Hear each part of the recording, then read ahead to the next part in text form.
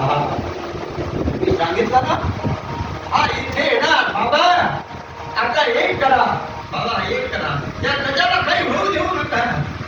देवाई म्हणते, ते म्हणतात आम्ही तुम्हाला सांगितलं होतं, आता या गजाला हाकलून करा.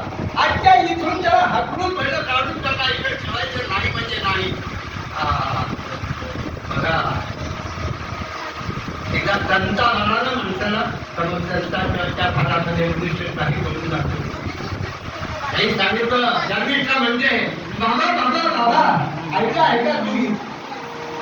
युवराज म्हणताय, अहो आम्ही तुम्हाला सांगून सांगून थकलो, म्हणजे मी ऐकलं नाही.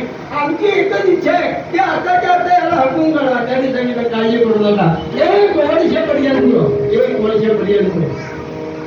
मी प्रतिज्ञा करतो आहे की या गजा माझ्या प्रमाणे वागायला लावेल, त्याला अंतरी करेल आणि मग असो लोकांमध्ये तो जाऊच शकणार नाही.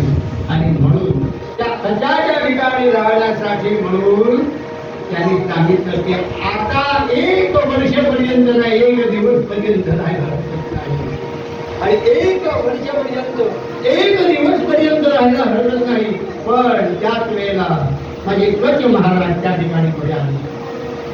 गज महाराज म्हणाले, तुम्ही काय सांगा ते मी करायला तयार आहे, मी ऐकायला तयार आहे, राहायला तयार आहे, सर्व गोष्टी करायला तयार आहे.